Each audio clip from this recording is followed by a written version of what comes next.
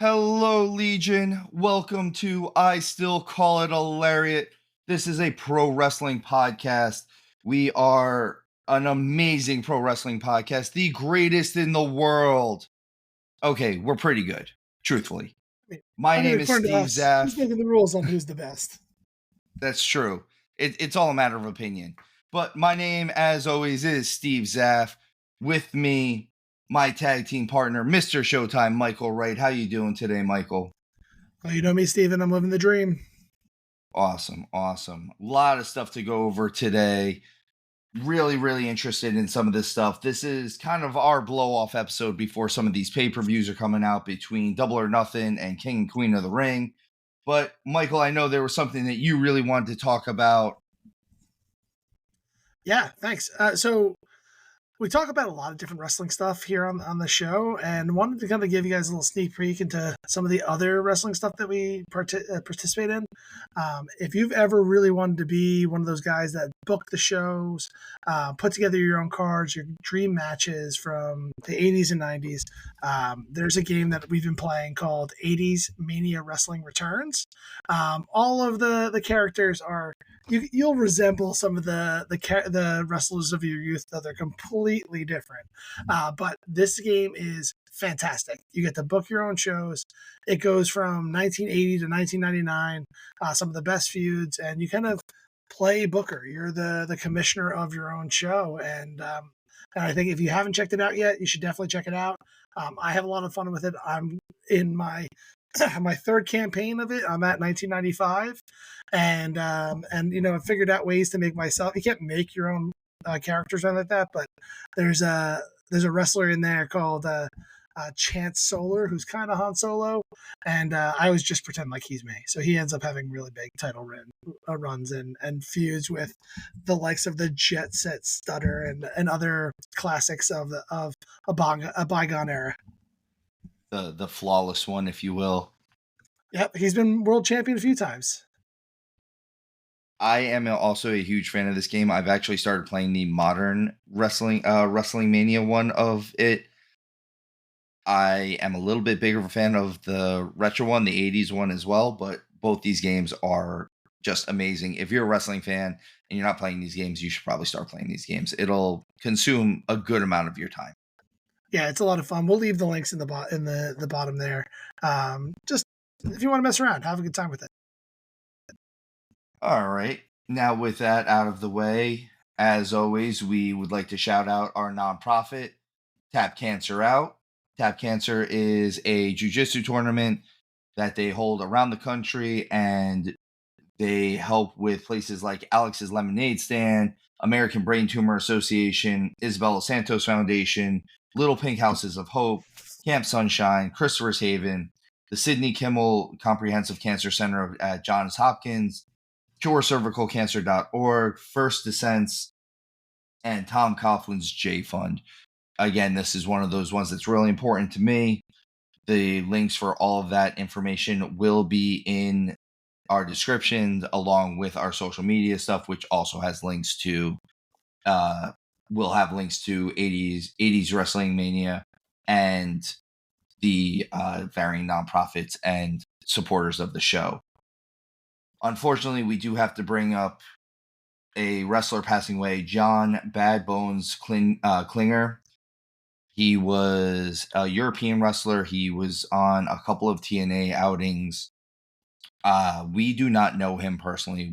I've never seen much of his work, and I've never met him on varying shows. But we do have a lot of mutual acquaintances who everyone in the wrestling world has been saddened by this. They have just universally said how great of a guy this guy was. And with that said, we'd like to send our condolences out to his family, his friends.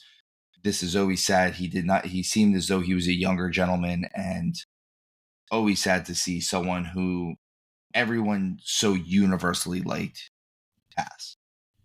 So our condolences to everyone in his circle. But with that, we will move on to the show and actual wrestling news. One of the first things that I'd like to look at is AEW is moving their All Out pay-per-view. That's the one that they're doing in Chicago. This is the first time they're moving it to a little later. This is the fifth one that they're doing.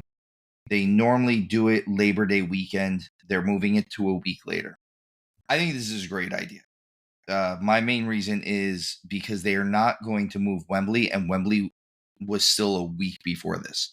So you have this massive show in Wembley and an immediate turnaround without any room for this to breathe. Honestly, I think it would actually benefit them more to move it even further into September. But tiny steps right now, right? Like that's where we need to be. Is this is the first step of them probably moving it to a later date, or eventually setting up where All in Wembley is going to be a little earlier, at least, if they can make it that way, because I feel like that's the best idea. Yeah, I don't mind them being close to each other. They just have to tell a story together when they're close. I think this is great that they move it, give a little breathing room between the two, at least having a week between the two, or an extra week between the two. But if they're telling a similar story, it's almost like a night one, night two kind of situation with WrestleMania, in my opinion. If they kind of work it where it's almost all in and all out, where it is that two show where they have some connective tissue to it, I don't mind them being that close. They just don't typically have that. It seems like two supercards that they have that close to each other, which is great, and it's AEW's mo. But giving it more time in between them, I think, helps everybody out in the long run. Exactly. I think letting it have that time to breathe gives the fans a chance to digest what happened out of All In, and then move on to All Out with a fresh set of eyes, and they're not completely burnt out from the clearly bigger show out of what is probably their two biggest shows of the year, realistically. Another big news, another traveling show. WWE is returning to Japan for the first time in 5 years. That's huge. I remember the last show that they did in Japan, and I believe, actually, I think I'm even remembering a different show, but the last thing I remember them doing in Japan was they did the Beast from the East, or the Beast in the East, I'm sorry. And the main event of it was Lesnar, but the real main event of it was Finn Balor returning to Japan for the first time since he had left New Japan, and he faced Kevin Owens for the NXT title at the time. It was a really good show, and you got a lot of cool stuff out of it. Not to mention, you got to see Brock Lesnar back in Japan for the first time since he was in New Japan, which was really cool. I think WWE returning to Japan is going to be a much more steady thing that we're going to see. I know there's been talks of them doing where it's not going to be NXT UK anymore. It's going to be NXT Europe. I could see them doing NXT Japan, which is why they were helping out with some of the All Japan stuff that they were doing with Regal Sun going and doing the Triple Crown tournament and things like that. So I think this is the start of them forming a much better working relationship with Japan just in general. And by Japan, I mean the country of Japan. Yeah, there seems like there's a few things happening here. The first one is WWE is globalizing. They want to go everywhere, and they're talking about WrestleMania being out of the country. They're talking about literally taking like stints here and there to go all over the world, which helps elevate the prestige of the company. It also helps get a larger fan base. I get all that, and it gets a lot more money. They typically charge the out of the country cities to host these events, and even rumors that they might even start trying to charge cities in America for hosting Raw and SmackDown.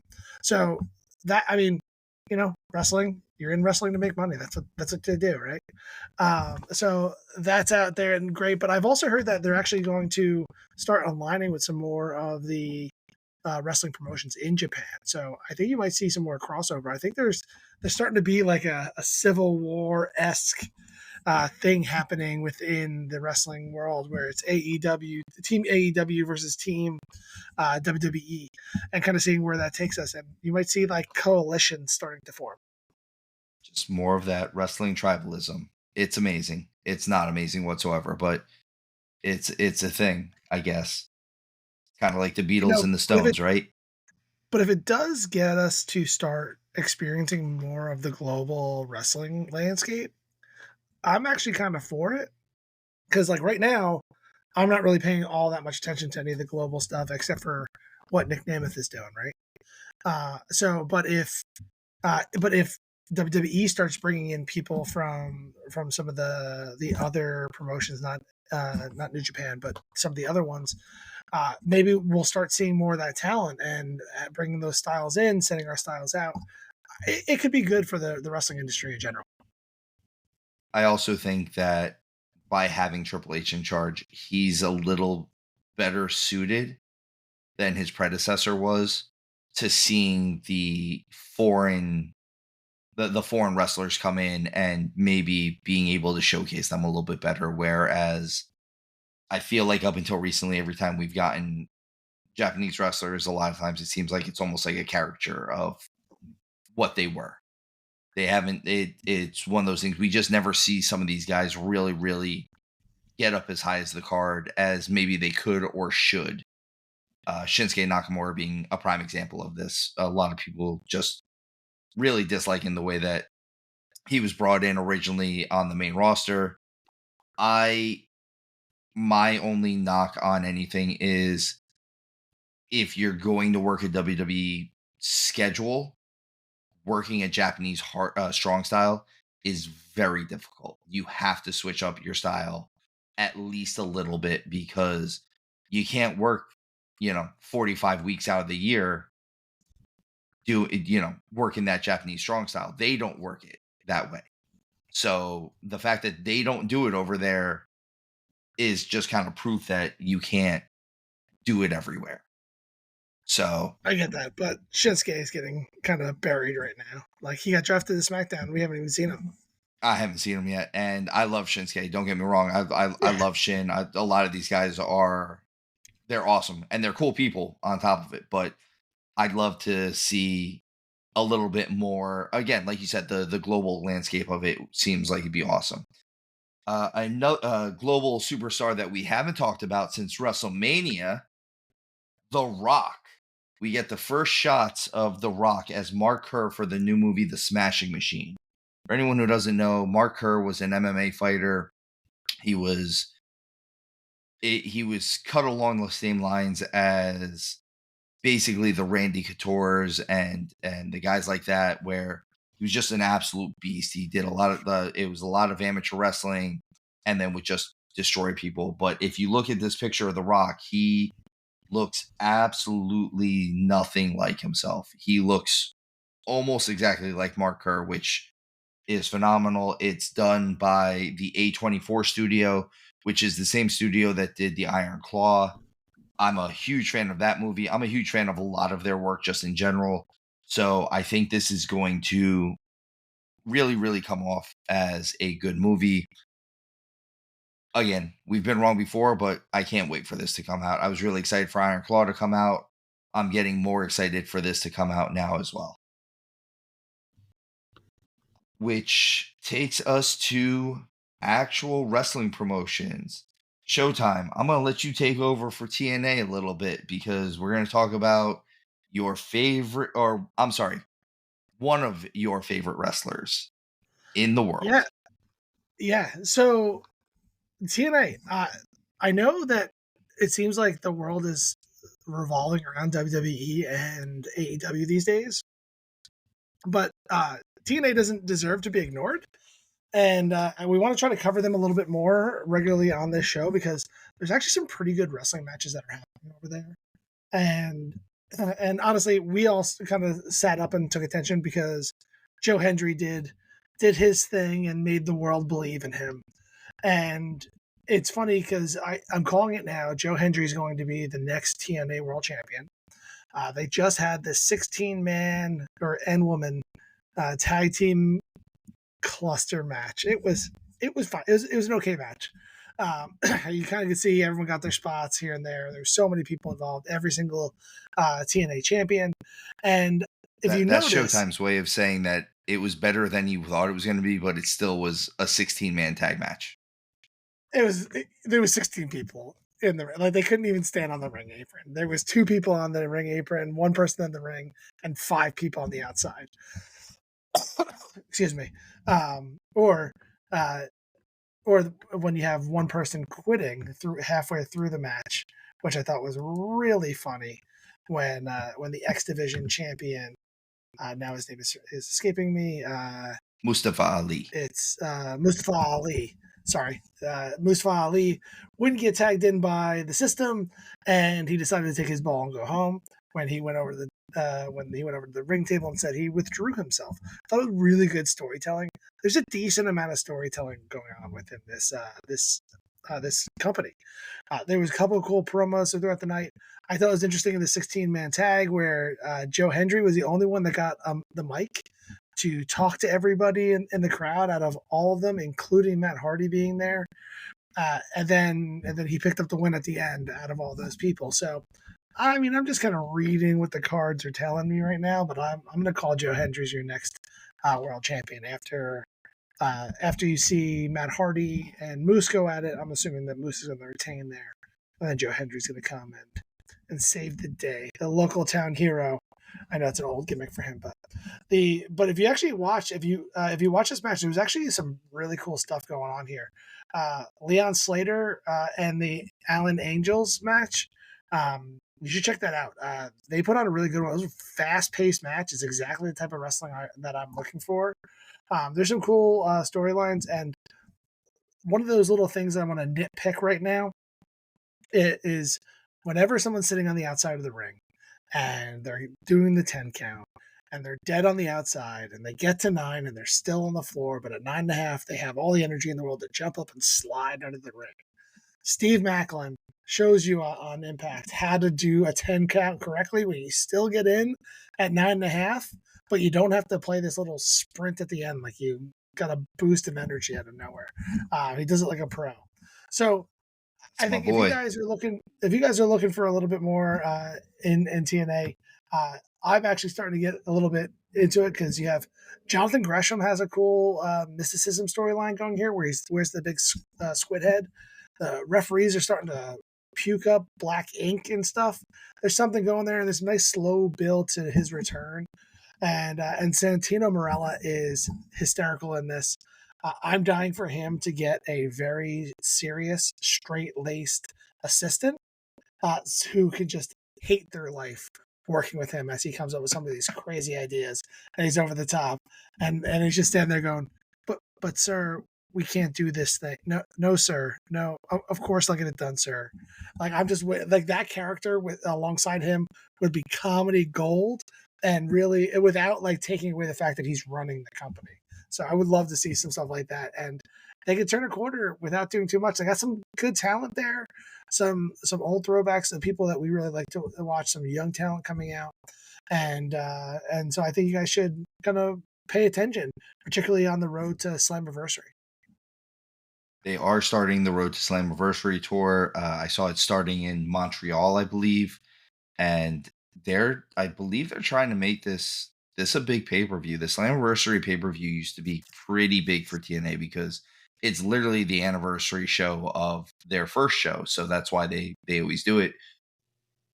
I'm looking forward to it. Like you said, Mike, this is TNA has been a nice slow build. And I know we talked about it a little bit before the show. A lot of our issues come down to slightly with the production quality. They could definitely be better on production, but and that kind of comes down to money at this point. And I know we've made the joke, and I think we've even made the joke on the show that Vince McMahon is taking all this money that he's acquiring and he's going to just go buy TNA. And I don't think that's what's happening, but I think it would be cool if we could get someone in there who has enough money, who is willing to give the money, but maybe even stay out of it and hire back Scott D'Amore or somebody along those lines who can make sure the ship stays straight. Hey, I love wrestling, but I'm not a wrestling mind. I just want to be involved in the business and go that route. Pretty much kind of the same way that Billy Corgan did for NWA, so long as they don't go crazy and have stupid cocaine angles. By the way, on one of the NWA shows, he had the Sinister Minister basically snort cocaine. That was a thing. That happened. Don't do that on primetime wrestling, by the way, guys.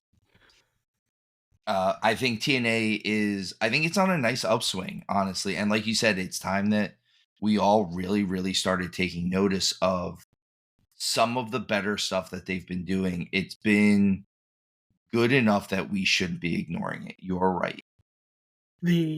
One of the things I would love to see, not sure if this in the works. I know Nick seems to not be cleared right now, but I would love to see the Nemeth brothers tag up as well. They have a nice little feud that they can do with the system, with Joe Hendry going after Moose and the Nemeth brothers going after their tag team champions. It could be cool. I think I saw that is advertised somewhere. Oh, is it? That it's the first time ever the Nemeth brothers are gonna tag up, because they've never tagged before. Even when they've been in the same companies, they've never tagged up. They've always just been on opposite ends of kind of the spectrum of star power at this point. So being able to do it, I think that would be cool. And having them versus the system, I think, would be really cool too. I think it would be a good match. I think we'd get a good wrestling match out of it, which at the end of the day, as far as the in-ring product, that's what we want, is a good wrestling match. We want something that's not going to insult us. Overall, they have some pretty solid wrestling matches. They've had some pretty decent segments. It's all, honestly, I think the production quality and the fans in Albany, I think I'm feuding with the fans in Albany. Like, if you guys are going to do a wrestling show, be excited to be there. This is 2 weeks in a row now, guys. So Albany. He's angry. He's sitting down right now, but if he wasn't, he'd be jumping because he'd be hopping mad. Hopping mad. So TNA, though, again, I'm really excited about where they're going. Something that I'm slowly getting more excited for. We are in the week leading into Double or Nothing for AEW. Stop being a hater. I'm trying. I'm working on it. I'm going easier on them right now. I think that this pay-per-view, again, it looks like an AEW pay-per-view. I'm not gonna lie. That this is their style, what they're doing with it. We'll talk more about the pay-per-view after we get into some of the things that are building into this pay-per-view. Kind of the biggest thing is Darby Allin comes back to AEW for the Anarchy in the Arena match. They had injured Eddie Kingston during a New Japan Strong show, and Darby came out to make the save for FTR and Bryan Danielson. I guess the bus didn't hit him that hard. That's what I'm sticking with on this one. Is Darby Allin is a masochist, man. He has a broken ankle. He got hit by a bus. He got a concussion, apparently. And I don't know if he actually had a concussion, so I don't want to spread false news. But he said that when they hit a suplex, he was hiding under the ring. The ring hit him in the head, and he thinks he blacked out. That sounds like a concussion, in my opinion. That's why I say that. But I'm no doctor. Not a doctor. So I don't know. Like, that man, he loves the pain. I will say this: Darby Allin's one of those guys who, under a normal circumstance, I'd be like, he's too small. It's never going to work for him. He's a rarity in this case for me. He goes against the wrestling stigma, and he has it. Out of all the people that I could possibly bash in AEW, I very rarely bash Darby Allin, because at the end of the day, he is over, and he's over huge. He has that Jeff Hardy charisma, where he might not be my cup of tea. He's not the type of guy I normally follow. But I think no matter what promotion you put him in, he would be over. So long as they let him keep doing what he's doing. And the stuff he does, as much as it's him throwing his body at people, it has that early Jeff Hardy appeal where I'm throwing my body at these people because I'm half the size of them. And like that the running dive that he does through the ropes is still one of the most amazing dives I've ever seen, because he He throws his body sideways. I remember I had a cat as a kid that used to do that against the sliding glass door, and it looks the exact same way. Like, it's just complete reckless abandonment. You think that's And what it happened does. with the bus? He was trying That to take might down be the what bus that happened way. with the bus. Is he didn't realize, maybe the concussion happened earlier than we think, and he thought he was in the ring and he threw his body at the bus like that. I don't know, but this is the Well, way he does it. It in just all looks fairness, amazing. buses in New York City are reckless. I had to actually save somebody from getting smashed by a bus once, so it's a real thing. Was it Darby Allen? It was not. I wasn't there for Darby. I'm sorry, Darby. It's all my fault. See, this is I this should have is been on there for you. you. This is This is on what you. happens when you work from home now. So, moving on from Darby coming in for the save and being part of Anarchy in the arena, we got a really good tag team match. I expected this to be a good tag team match, and that was between Nicholas and Matthew Jackson, the mostly Young Bucks, versus Christopher Daniels, the Fallen Angel, and Matt Sydal. Matt Sydal, formerly Evan Bourne for the WWE, for those fans who are kind of just on one side of the fence with this. Uh, Evan Bourne is an amazing high flyer. Christopher Daniels is one of our all-time favorite guys, not just in the wrestling business, just one of our all-time favorite people. And the match ended. It was pretty apparent that the Bucks were going to win this. There was no way they were going to lose the tag team titles or set Daniels and Evan Bourne up for Sydal up for the tag team titles. And then afterwards, they fired Christopher Daniels. Obviously, this is some type of work, or this is going to be, well, you can't work for AEW, but congratulations, you can still do your work down in Ring of Honor. That's how they'll probably work some type of thing out with that. But I would also like to see Daniels maybe come out and screw them at Anarchy in the arena.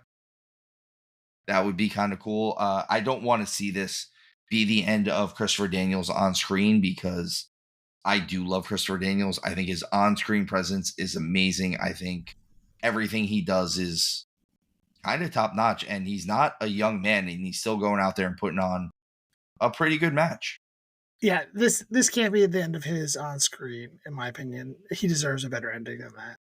If he is actually fired, like, I know he's not fired in the way that we saw on the screen, but if he decided he wanted to leave the company, I would love to see him go return to TNA.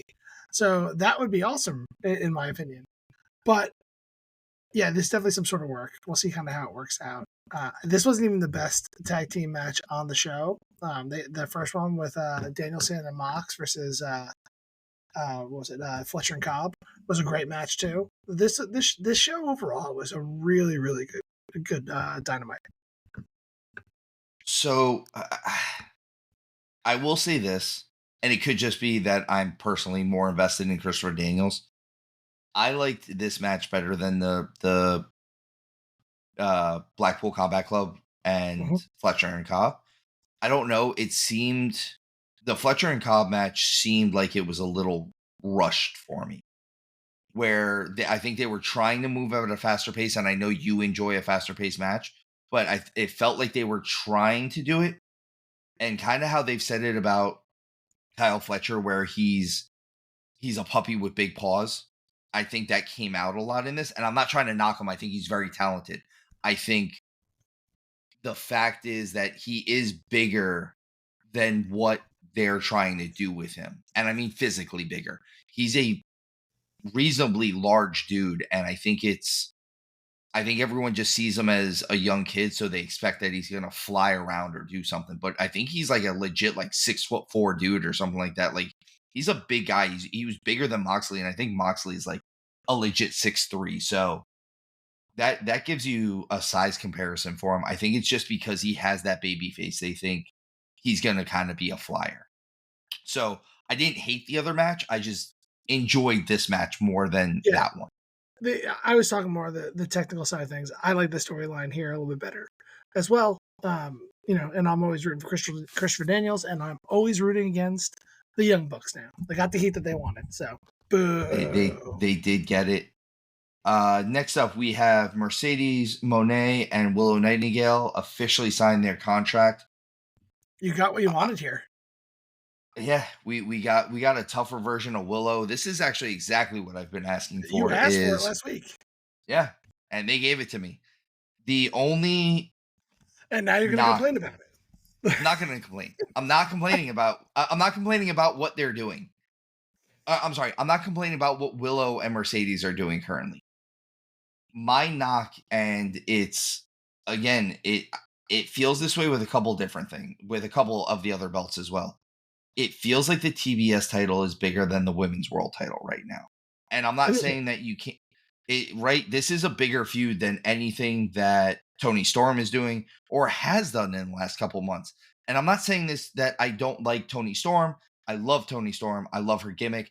I actually really like the matches that she's been having. The problem is the fact that you are giving this, what was this, 3 months worth of buildup for this match?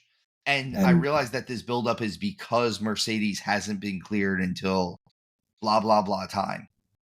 But because we've gotten this massive buildup and again, allowed this storyline to breathe a little bit more, this match feels much, much bigger than the AEW Women's World Title match does. this is one of the triple main event matches, and the women's Triple title main match event is not. matches. I actually heard this and I kind of agree with this is a good way to put over both the TBS title and the women's world title. And here's the thing, I want Willow to win this. I do. I want her to keep the title. I think even if Mercedes is the heel, I would rather see Willow keep going as the TBS champion. But if Mercedes were to win this and go full heel, like we are not questioning whether or not she's a heel, and say, well, really, I just did this to get back at Willow. I don't want this title. This isn't the world title. This is beneath me type of thing. I could see that being a really cool, like literally dragging the belt on the ground. It's an old Shane Douglas from ECW storyline that they did, It's and it's the throwing the TV title on the garbage story. At but I don't least want her to throw it away because I want it to be better than that. I want the Shane Douglas version where they don't want the title, they don't want the title, they don't want the title, but they don't want to lose either. So they don't want to they don't want to lose the title because they're better than that. And I think it could, as much as this title's already been elevated to a level that maybe it shouldn't be up this high already, but everyone that's held this title now has made this title kind of more important than the AEW women's title, well, women's world title, I'm sorry, because your first holder for this was Jade Cargill, and she went like 2 years undefeated with this belt, and I kept feeling like the matches for this were more important than the actual world title. We're back to that point, or we're still at that point. I think AEW has a way of muddying up the tiering of their titles, right? So in WWE, it's clear there's the world title, there's the Intercontinental title, there's the US title. I put them in that. You could say that the US title and the Intercontinental title is probably on par because now they're on separate brands. But, like, let's be real. You know what's two and what's three. Outside of the world title, which even that sometimes, in my opinion, gets a little muddied up, the rest of these titles on any given champion like elevates and lowers depending on who's holding it at the time. And I can't tell you if I like that or dislike that. Like, a champion is a champion and they should be respected. But when you have a world title, I'm with you that the women's world title should be more elevated here. And I think they're also, not to play insider information thing. Not that I have it, but like they're kind of. I think right now they're trying to pad Tony Storm's title reign right now because she's not having any real situations where you think she's going to lose. The Thunder Rosa one might have been the only one that really you thought she could potentially lose. I didn't, of course. I got that right, but actually having her to lose it to Thunder Rosa because Thunder Rosa had to vacate it was a believable title switch. Well, and this also feel that to go along with what you're saying, this goes in suit with the other titles in the sense that it's very much felt, and I maybe this is just me reading into it a way that maybe it shouldn't be, but that the IWGP title has felt almost more important than the AEW world title lately. And, like it's being presented in a better way, I guess. And this isn't a knock on Swerve. And again, I get that they're still learning how to do proper storytelling, which I think that comes in. Again, I told you I'm going to try to be nicer on AEW this week then and moving forward because they are trying to give me what I want. And I But think some of the their Swerve, growing pains is learning how to again let some of these storylines breathe. And I think the problem is we're getting entire storylines a lot of times in one episode. And maybe if we spread it out a little bit more, because that's the real genius of storytelling with wrestling is we all admit it, it's a soap opera. Well, the reason why soap operas go on for 70 years is they don't give you everything all at once. Or they find a way to recycle a storyline and, so and so slept with so and so's brother and he's dead during the sex capades or whatever. And now we're wondering what happened to that person. Then they come back. It's a lot like that's a comic good dark, books too. that's a good dark turn. Remember who jumped Mercedes Monet? Nope. Where'd that go? It's been nothing. I mean, it's obviously going to be Chris Statlander, but it's been like a story I that don't think I'm hasn't. going to mention it again. Yeah. You'll never hear about that. And Which the one thing about Swerve, the problem with him right now as world champion is nothing that he's doing. It's the fact that he's not in the most compelling storyline in AEW. Like the fact that he's not somehow mixed up with the elite is a bit of a miss for me. Like we talked in the past, like even if he was begrudgingly pulled into the elite side and having to be on their side or else sort of thing, would it be more compelling than him just kind of floating around in the mid card, literally in the mid card? That's what yeah. happened to him on Dynamite. He was just in the middle of the card. Random title, was it a not title defense, but a number one contender? Championship eliminator with him and Brian Eliminator, Cage, that's what it's right? called. Also, I'm tired of title eliminators. Like either have a match for a Like number one contendership or don't. Like it's one thing if you have a tag team match with the world champion and someone on the other team pins the world champion and it's like, oh well, he's got to win over the world champion. We can put him into world title contention. That makes sense to me. But constantly having these title eliminators and then not having the guys go over on them, you're not doing anything for me.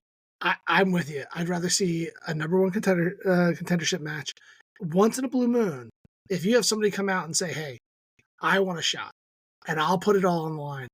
I'll fight you now without the title on the line, and if I beat you, you give me a shot." Once in a while, and like make it a big thing. Like otherwise, Well, these and like that's the eliminator thing is matches, if it like happens once in a while and then you do it, now there's this intrigue of, oh well, he beat the champion. Maybe yes, he can do it again. Another part to this though is I know I have written on here. Hey, where's Wardlow? He's not hurt. You have this guy that is an AEW homegrown talent. He got over about as organically as you can. He's a good looking dude who's got size and athleticism, and they keep making him go away. I haven't seen him since Dynasty when he got the stink I face. yeah. Yeah, I haven't seen him. He was even on Dynasty. I don't remember if he was on He came Dynasty. to the ring. Oh, that's right. He did. And even the United Kingdom or Undisputed Kingdom, I'm sorry. They're they were supposed to be the biggest heel group that was going. And they've kind of been pushed to the side. That you don't hear anything from Adam Cole. You hear very little even from Roderick Strong.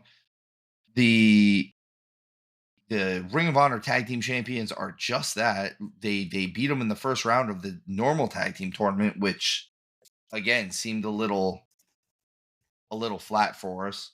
I Was feel like Wardlow this there during the Osprey Strong segment? no, he has not been there in the last 2 weeks.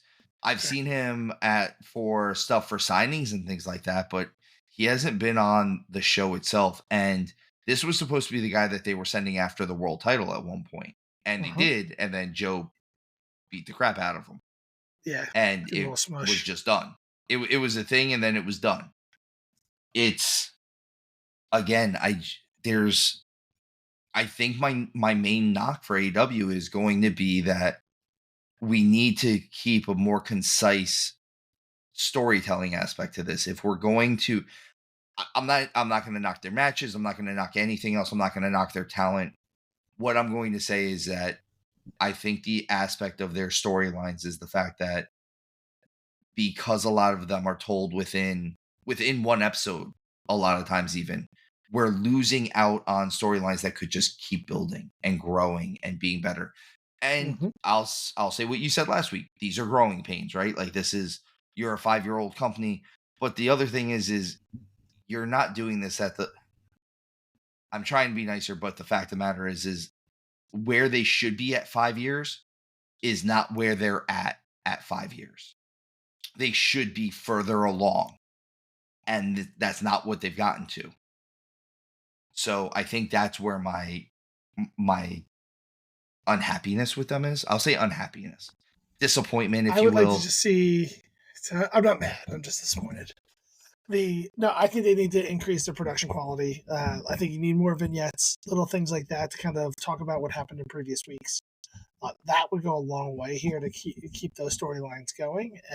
But I think you're right. I think that there is a lot of one-off storylines of the moment and then nothing afterwards. And if you look at this Willow Mercedes storyline, it's probably the best storyline going, except for maybe the Elite. And because it's been going on for so long, the build's there. You're getting people excited to see this. I completely turned my opinion around on Willow during this one program. She went from being someone who I was like, oh yeah, she'd benefit by learning more, to improving every single week and getting better on the mic every single week until she was a badass and threw Mercedes through a table. Like that was awesome. And like I'm all for it. I'm all in the Willow camp. We'll see after the next question or two I'm super where we high stand. on Willow right now. Um, one of these things we're going into this pay per view and we have Christian Cage versus Swerve. This is another one of those situations where I don't think there's any world where Christian wins this match. Right? Like, are we all in agreement? Like, Swerve is keeping this title. This Well, we're is, gonna do predictions next, but I guess so. let's face it, this is a lot like Cody and Logan Paul. I don't think either one of these people are losing their titles at these pay per views coming up this weekend. I know Christian kind of went away recently. Like he was gone for what, like 3 weeks or a month after his match with Copeland, where he lost the TNT title. I think it would almost benefit him storytelling wise. If I were holding the pencil and I was booking Christian going away for the remainder of the summer, maybe even, or at least until Wembley, let's say. And then you can kind of wipe away this idea that he's a heel. Either that or, and I hope they don't do it after I say it because then it makes it seem like actually I do hope they do it because it makes me feel like I'm smarter. After the match, if Christian loses, the amount that they've been saying with Nick Wayne saying he can do it on his own even without Christian. If he comes out and him and I'm still gonna call him Luchasaurus. I refuse to call him Kill Switch. Him and Luchasaurus just beat the crap out of Christian, and it's almost like Christian's face turn at this point. And then the next time you see him is he's saving Adam Copeland. We get this full story fully around because I don't think there's a world that we can boo Edge. And I know they're trying to like kind of plant the seeds that it's gonna happen. I I don't know. I don't think I don't think we're ready to boo Adam Copeland right now. I think we're ready to say we're not happy with what he's doing sometimes, but he hasn't. He'd have to go absolutely like just blindside somebody for us to actually boo him, and we might still cheer him at this point. Yeah, I don't think you're booing him, but I think that he's going to be a more vicious Adam Copeland, a more whatever they're doing with the House of Black, like they're poisoning him in some way, shape, or form. I think that's going to bring out a more extreme version of him, and I think that they're setting up both of them, Christian and Copeland, to teaming up again. Maybe Christian does go away for a little bit, and then Copeland gets all mixed up with the House of Black. They need some backup, and he comes out in that way. But maybe not necessarily in a face turn where they could still be kind of on the heelish side, but people are happy to see them back together and putting on good matches. So I'm going to throw this one out there because, like you said, if they can keep this going with the House of Black and they just kind of keep doing stuff with him and House of Black and kind of having them triple beat him down, there's a 3-man team that has some darkness to them that nostalgia would give them a huge pop. They've been talking about Gangrel coming back. I mean, Edge has literally said, I'm sorry, Adam Copeland, I keep calling him Edge. I will probably always call him Edge. But he said during the WrestleMania thing that he wanted to bring Gangrel back in for it. And who doesn't remember Gangrel? I know that he didn't hit the heights of Edge and Christian Edge and back Christian, in the day, but like, who doesn't remember Gangrel? And if he comes out in all of his blood spitting glory, is there anyone that's not going to pop for it? I think it'd be huge. Wembley. Especially if they do it again in a 6-man match where it's the House of Black, those 3 members versus the Brood, or whatever you can possibly call it. Even if they don't call it the Brood, if they're like, why not? Edge has gotten his Brood back together. That's their way around the. They'll definitely wink, wink, nod, nod. Exactly. His coven. They'll call it the Coven or something like that, or whatever you call some type of vampire stable, some vampire conglomerate. But that let's go into predictions for AEW Double or Nothing already. This way we can kind of get that out. I will say, let's see, the first thing that we've got on this list, because they haven't actually announced who he will be facing, and that's Chris Jericho as the FTW for the world title. It looks like it's probably going to be Hook or Shibata, or Hook and Shibata. I think that I'm going to put it in. I think it's going to be Hook taking it back. I think there's not a lot they can do to kind of not keep that title on him. And I honestly think they need to start steering away from the FTW title a bit. And if it's not a sanctioned title, it shouldn't be this high profile, basically. It's not sanctioned. It's not a real title. It's for you. It's for the world. It's for the people.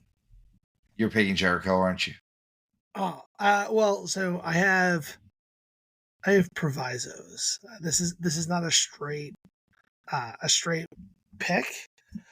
If it is Jericho versus Hook, I'm with you. I'm going to take Hook. If it's Jericho versus Hook and Shibata, or Jericho versus Shibata, I'm taking Jericho. So, like, I just don't know what the match is yet. And that's true. I'm going to delete what I wrote on there. I have Hook in there, but I think it's going to end up being Hook at the end of the day.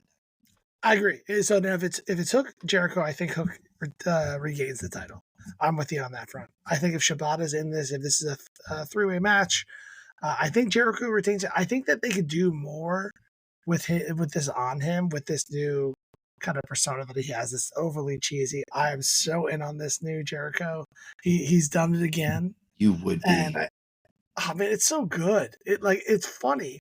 Like when they're saying please retire and he responds with thank you, because when I do retire, I'm going to be inducted to all of these Hall of Fames, and you want to see me get there faster. I really appreciate that. Thank you. It's really bad because I It's know he's right brilliant. too. Because he's Yeah, of right course he's too. right. Like he's gonna be in all these different Hall of Fames. So Um, I'm just throwing out predictions for for every scenario here, and I'll stand by those predictions once I know what the match is. once we officially know who's in this match after Dynamite this week, I believe is when they're figuring out who's I believe qualifying. that's right. We will make sure that we put it onto our sheets and we will have it on there and it will be locked and it will not never change. Next match we have on the card is Trent Beretta versus Orange Cassidy. Whew. I think this is an Orange Cassidy win. I think it should be an Orange Cassidy win. I'm going to actually go with Beretta. And my reason being is in this storyline that they're doing where Don Callis seems to be helping Orange Cassidy, I think you're going to find out that Beretta is actually working with Callis. That would be cool. I'm going to stick with Orange Cassidy because I think that they like to protect him at AEW, and I don't see him losing this match in that situation. He's the mascot. Say again? He's the mascot. Yeah, so I think that he ends up going over here, and we'll kind of see how it all shakes out. I just don't see Orange Cassidy losing right now. I do think that Don Callis is going to bring him in. I think you got a heel turn coming for Orange Cassidy. Which, I mean, that might be something cool for me to see out of him because I'd like to see him go in there wrestling like he cares. I'd like to see the opposite version of what Orange Cassidy is. Let's take I'd the like to hands see, out of the pockets. yes, as Scarps would say, I want to see regular Cassidy, not Orange Cassidy. So next up, we have Jon Moxley, the IWGP World Heavyweight Champion, versus Konosuke Takeshita. I love Takeshita. He's not winning this match. I mean, how could you switch the title on here? I can't see it happening unless it's immediately getting switched back on like Wednesday. But yeah, I don't see them doing that. Like if it was Forbidden Door, maybe. Especially since I kind of believe that Moxley is as high on himself as he seems to be. Mm-hmm. Like he's really one of those guys who's like, I know Death Jitsu. No, you don't, because that's not a thing. And you can't say that you know this when an entry level guy who works at Walmart choked you out at a jiu-jitsu tournament, dude. Like, stop it. Just stop. But again, I still don't think Takeshita is winning this title. I would love it if Takeshita won this title. I would love it if Takeshita went to all types of different heights. I think all three of us that have been on the show are high on Takeshita. And Mm-hmm. I would like to see him do all of the things. If we got a run back of him versus Ospreay and it was for the international title at this point, and we went like 3 months with that, I would be totally fine with it. That would be awesome. There's a But best of 3 series. It'd be great. And I think we need to get to that. So we both pick Mox. Next match is Adam Copeland, who is the current TNT champion, versus Malachi Black. This is in a barbed wire steel cage. Everything's blowing up, going to hell match. I don't know what else to say. I think this is going to be Copeland. I don't see a world where Copeland loses this title. I think it might be, again, him not going heel, but Malachi Black gets what he wants, and Copeland loses his civilization. He loses his humanity. I agree with the latter part. I think that Copeland's going to kiss the ring. I think Malachi Black is going to win this. I think they built the story up perfectly for Black to win this title from him. Maybe they do another match where he ends up losing it back to Cope on a Dynamite or something like that with a reverse Cope Open. But I think that you got Black winning this. They set him up perfectly for it to like really build up the House of Black. You just had Copeland blow through the other two members. Having Malachi win this, I think, is a big boost, and I think it's better storytelling. So that's two that we don't have the same. This is a different show. This is the most split that you and I have ever been on stuff. So far. Roderick Strong versus Will Ospreay for the international title. Strong is the champion. First of all, this is the match of the night, right? Like this is going to be the match. This is the match that we want to see. Surprise! Will Ospreay is going to have the match of the night. I can't believe it, bro. He just doesn't like the grind. He doesn't like this. I guess not. So, are we just picking a winner on this one, or are we picking a situation where I think Ospreay wins this? I also kind of think Ospreay wins this by like disqualification. I think the Callis family double crosses him finally. I'm with you on that. I'm going to say Ospreay wins this. That's what I mean. Is I don't think. But I do see Strong retaining the title somehow. I think Strong retains the title. I think putting a secondary title on Ospreay right now does not make sense. I agree, and like there has to be the Don Callis family thing has to happen, right? Exactly, and that's the thing is Ospreay's just too over for them to put a number 2 title or a number 3 title in this case, depending on how we're looking at it. I could see Strong going over in this without it being like a DQ. Like you're saying that Ospreay wins by via DQ. I could see shenanigans happening and Strong winning the match. And that's why Ospreay, like one way or another, I think Roderick Strong is walking out with the international title still. So the women's world title, Timeless Toni Storm versus Serena Deeb. I love both of these people, but it's going to be Toni. I don't think there's been enough. I don't think there's been enough to knock her down. And by the way, I don't know if you've seen the pictures from Ruby Soho and Angelo's wedding, but there's a picture of like kind of all the women from AEW that are there, and they did Photoshop or whatever to make sure that Toni Storm's still black and white in it. Everyone else is in color, but Toni Storm's still black and white. It looked really funny. All right, so we get to the Anarchy in the Arena. So we have the Elite, Jack Perry, the Bucks, and Okada versus FTR, Darby Allin, and Bryan Danielson. I don't know who's winning this match. I'm not going to lie. I have no idea what's going to happen here. I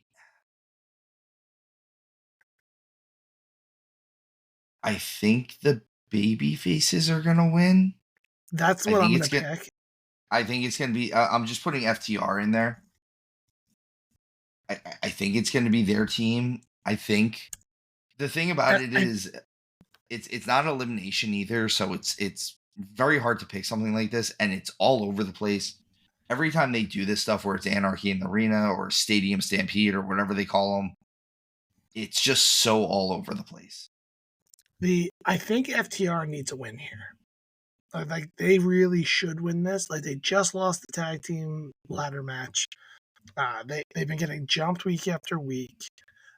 They deserve a win. I wouldn't be surprised if you saw Kenny Omega show up and help them with this. I wouldn't be surprised if you see Kenny Omega and possibly Christopher Daniels even help him out with this. Yeah.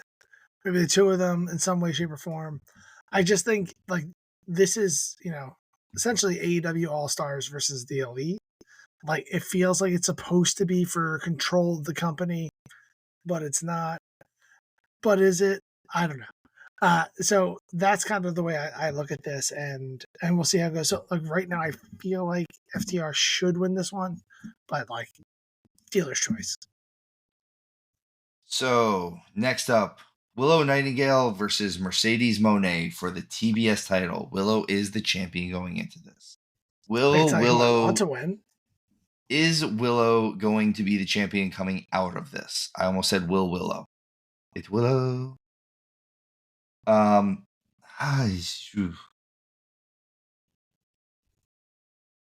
think it's Mercedes. It's got to be.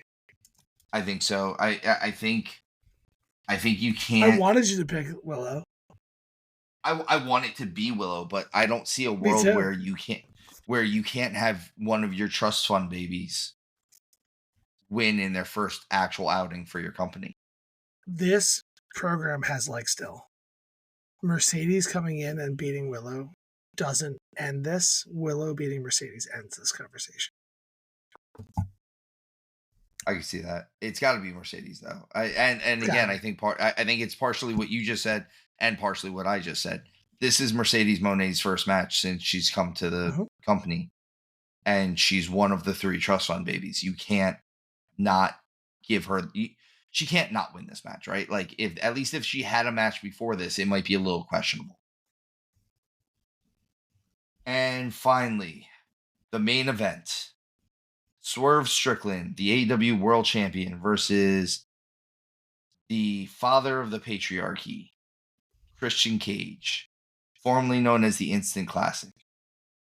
I think this is going to be a really good match, but again, I don't think there's any version where Swerve loses this match. Whose house? Swerve's house. And again, I wouldn't be completely surprised if we saw the patriarchy turn on Christian if he loses. I could see that happening. Well, that's most of our AEW coverage. I'm gonna throw it to you on this one, Showtime. Do you want to just put in predictions for the King and Queen of the Ring already? No, let's review. Let's cover it. And stuff like that. Yeah, but so just look back at this. It looks like we agree on from the moment we said we disagree. I think we agreed. We agreed on everything since then. So those are the 2 matches that are up in the air: is the Trent Beretta versus Orange Cassidy and the Adam Copeland versus Malachi Black. So we'll see. We'll end up tying anyway. We'll get one of those right, one of those wrong. Probably. and then you're still going to be ahead of it. I'm just hoping that I'm right by on a lot. Of them. No, I mean that would be the way the game works. I'm so tired of this. All right, we are in a week leading into the King and Queen of the Ring. So, one of the participants for the actual King and Queen of the Ring finals needs to be decided. One on each side, I'm sorry. I know we've talked a lot about how we don't like the fact that the tournament isn't contained to one night. One of the other things that we have said is we like the idea of winning the King of the Ring. We don't necessarily like the idea of being the King of the Ring and walking around with the crown and the scepter and the cape and everything. This only my idea that I want to shoot to you only works on the King side of things, by the way. On the Queen side of things, I feel like all of the women that were involved, if you had made them a queen, it's fine. Especially since in just about every culture, unless you use the word empress, queen is kind of universal, right? Like it's like there's a Queen of England, there's it's all queens across the board. There's not a whole lot of other terms for a female ruler. Where I am going with this is with all of the people that are currently involved, including who was involved on Monday night with main event Jey Uso and Gunther. If you look at the final 4, the only one who is kind of in that realm of if you made him the King of the Ring would be Randy Orton. And even if you called him King of the Ring, he's not going to come down with the crown and the cape and all that stuff. He's still going to be Randy Orton. It's just going to be He's the 2024 King of the Ring winner. He's not going to wear the crown. He's not going to be King Randy. So it's almost not even a worry about that. But he's also the only one who it kind of works with if they were like, well, he is the King of the Ring. So he's going to get to wear something king-like. The other ones all come from different cultures. And I'm going to throw this one out to you in that sense. What if especially for like Gunther, if Gunther, instead of being the Ring General or being the king of the ring, and I'm stealing this because another wrestler had said this leading into this, if he became the Archduke of the Ring, so to speak, which is a military position, but it's also the highest ranking Austrian military, basically king position. And he doesn't have to change anything he's doing then. He can still come out. All they have to do is kind of put the military buttons on his jacket. He can still be Gunther. He can still be the guy that we're talking about. But now he is ascended to being the king of the ring, or in this case, the Archduke of the Ring. And then on the other side of things, with a Jey Uso or Tama Tonga, especially with Tama Tonga, and I think it gives you a little bit of look into this, where if, depending on who the head of the table is that they're speaking to, which a lot of us are assuming it's The Rock, but the head of the table is the elder, right? He's the overall speaker of what they are. If you called him the High Chief, again, you had the High Chief Peter Maivia. This is an actual Samoan term. You're still the king, but at least it's something different that they could do, where it doesn't seem like it's that same old King of the Ring trope. We could see it a little differently. We could see it done a little differently. And it's where I would like to see them go with it. Again, I don't know if they are doing, by the way, Uncle Paul, Triple H, if you're listening to me, please give me a call. My email is going to be in the description. You can hire us. Trust me, we'll come to work for you. There's nothing that will stop us. But if you like some of these ideas, remember, Steve Zapf, Mr. Showtime, Michael Wright, we got great ideas. We could help you. Also, Tony, This actually, we'll listen to you too. this also could probably work for Nia if she wins. You can call her I the think High it could Chief. also work for Nia. I think the difference is Nia wants to be the queen of the ring. She said, please start referring to me as queen. Kind of my thing with, like we said, if Tiffany Stratton was going to win, if they just put the little princess crown on her, and they could even do like a mini cape or like a night or like a dress on the way out or something like that. All of the women, it seems like queen of the ring still works for them. It's the men that it seems like, well, you're going to put this stupid robe on them that doesn't look cool, but tell us that they're a tough guy. It doesn't work. Where if you play into their cultures that they're playing in the ring, I think that works a little better. Like it makes it fresh. It makes it seem like they're not completely changing what they are. They're not going to be King Booker all of a sudden.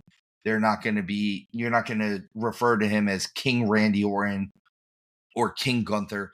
And honestly, the way that this sparked my idea was Ilya Dragunov said he was going to refer to himself as the Tsar of the Ring, which completely goes with his gimmick. And I was like, that's awesome. Now, if we did it with all of, or if we did it with whoever actually wins, I think it would be a really cool idea. What do you think of that, Showtime? Yeah, I dig where you're coming from. I like any way to spice up the King of the Ring in general. I think I like it the most for Gunther. Like I could see him being the Archduke of the Ring, or whatever they want to call it, just Archduke Just call him Gunther. Archduke Gunther. He's now the, instead of the Ring General, he's the Ring Archduke. So like in general, I'm all for it. Like spice it up a little bit. Like I think the person kind of making the biggest play to make this feel like the King of the Ring matters might be Braun Breaker. His giant temper tantrums that we'll get into. But so like that's kind of, I just want to feel like the King of the Ring in general is elevated, and it matters if you win. So anything you could do in that front, I'm all for it. I wouldn't hate the idea that whoever wins the King of the Ring gets kind of some type of title shot at something. Just something. Hey, Just you get give them you can something. choose your title shot. It doesn't necessarily have to be the world title. Like if you think that you can win the U.S. title from blah blah blah blah, go after them. So on Or SmackDown, like we got give them the last spot in the Royal Rumble, or give them something. something cool. Or I mean, hey, you get a title shot, some type of title shot at Clash at the Castle. You're the king of the ring. You're fighting for a title in a castle. It makes sense, right? Give them a guaranteed spot in Money in the Bank. Give them something that would lead to something, like make there be value here. And it adds to kind of long-term storytelling, which is what we were just speaking of with AEW. So SmackDown, we saw Tama Tonga and Randy Orton advance. We saw Bianca Belair and Nia Jax advance. There was a setup with LA Knight and the Carmelo Hayes stuff. We had a Cody Rhodes and Logan Paul contract signing, and what seems to be a setup for a number one contenders match is DIY with a win over Legado del Fantasma.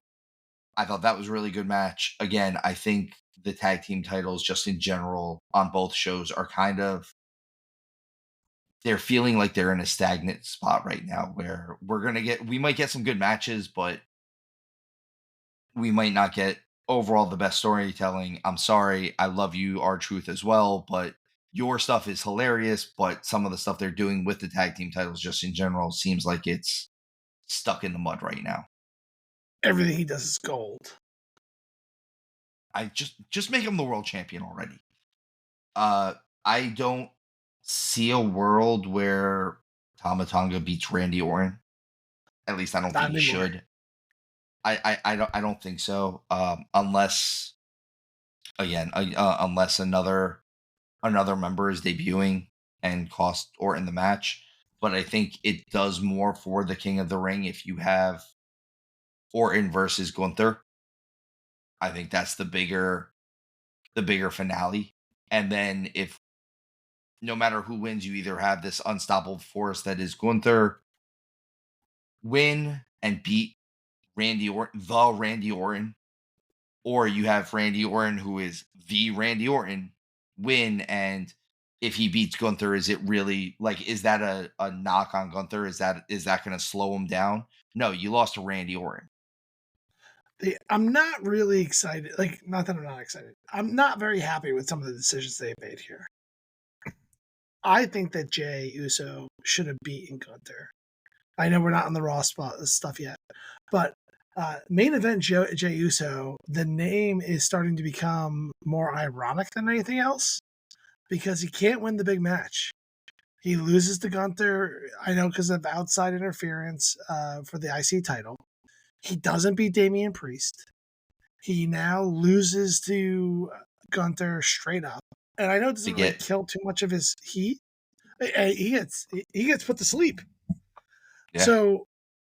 So it just I don't know what they're doing with Jey Uso. He's so over right now, and you know they sometimes pretend like that's like armor for him, but he keeps losing to people. The fans aren't going to be so quick to yeet.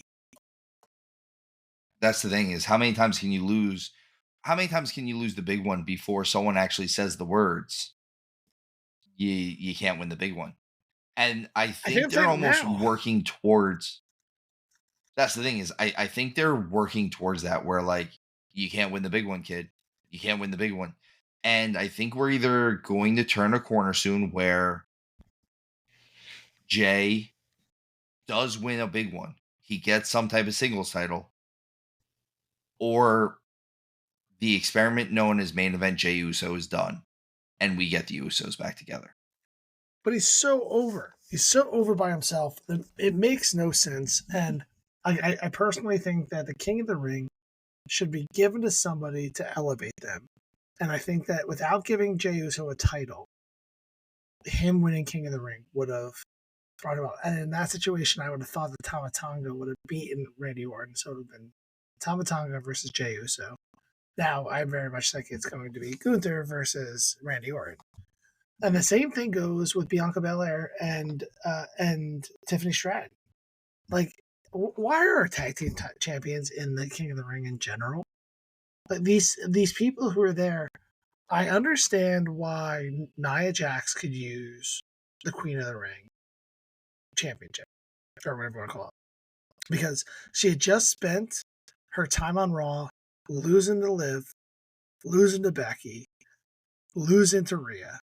So I get why she could use a win here and like bring her back to monster status by winning this.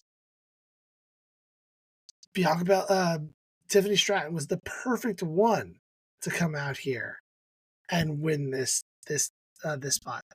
It just doesn't make any sense. I actually even was a little disappointed that Io Sky lost because not that Lyra Valkyrie uh, doesn't deserve it, but she just got here, and I don't know if she deserves it. Like I don't know if she needs that push, and I definitely don't buy her beating anybody on SmackDown right now. Not especially not between Bianca and Nia. I don't see That's that what I one mean. happening. And on the other side of that, I feel like if they were going to do it, I would have liked to have seen the Dark Horse more in the men's one, and that would have been Dragunov. I would have liked to have seen Dragunov go a little further in this if we were going to do a Dark Horse like that. Whereas Lyra seems not believable. Again, like you said, I don't think she's going to beat Bianca or Nia Jax. And if I can't believe that she's going to beat either one of those people, then is she a viable contender for the Queen of the Ring? Or are I they still going don't buy to, her beating Io. that's the thing, or are they going to, and don't get me wrong, that was an awesome match. We'll It talk was about it great. in a little bit. Really good. Really good match. Just in general, I feel like you and I just haven't been super happy with these tournaments. I think they should have seen it in one night, or at least most of it in one night. You don't see anything with these guys coming in fatigued or tired or injured from previous matches because they're all happening amongst the weeks. These are just normal matches for these guys. Just There's no normal time matches. limit on the matches. That's always the thing that they always do is the only match that doesn't have a time limit is the finals. So everything up until then, it's always okay. Well, first match has a 10-minute time limit. Second match has a 12-minute time limit. Third match has a 15-minute time limit. Finals have no time limit. But it's always one of those things that you can do where, hey, we want to give somebody a bye, so these two guys are going to go to a 10-minute time limit. And it's always one of those cool things that they're able to do, and it saves time with us getting what will be probably 6 or 7 matches for just the tournament. Mhm. It feels like this doesn't have the same feeling as the normal King of the Ring tournaments. I mean, we just celebrated the anniversary of what will probably be the most infamous King of the Ring winner, and it was in Greensboro, North Carolina, where they just were for Raw, and that was Billy Gunn when he started Billy Gunning it. When Edge turns your name into a verb, maybe you haven't reached the heights that you want to at that point. I like the idea of the LA Knight Carmelo Hayes feud.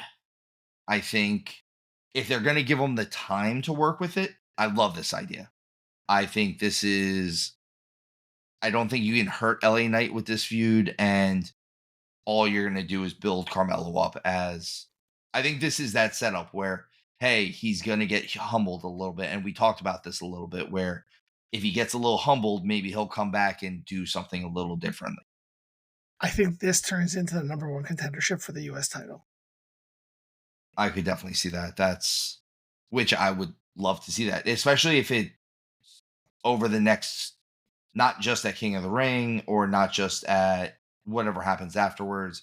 I could see this building and us getting a blow off match to see who the number one contender is. And Yeah. and that ends the feud finally. And maybe that's where Carmelo has to rethink this whole Mello doesn't miss thing. We saw finally some clarity.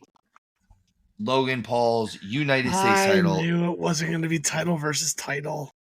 I You did. I'll give it to you. His name's Well, right. it's maybe I didn't know, but it didn't make any sense. It made no sense, but it was being spoken about a lot. And even at the end of the contract signing, Cody couldn't help but lift up that belt.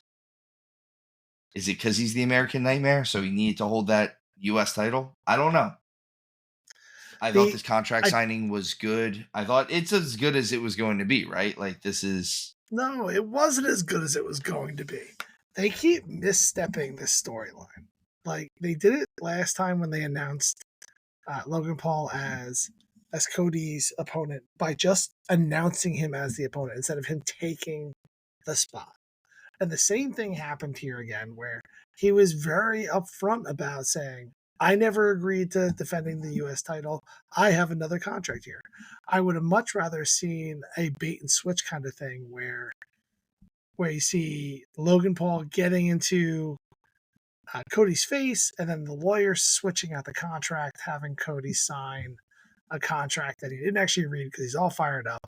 And he finds out that he signed a contract for a world title match, not a title versus title match. And then it gives Logan Paul even more heat that he robbed everybody of it. This way, he was just like, I'm not going to do it. Here, sign this contract. And Cody was like, sure, why not? I know he's all fired up, but like, that's all. Like, come on, guys.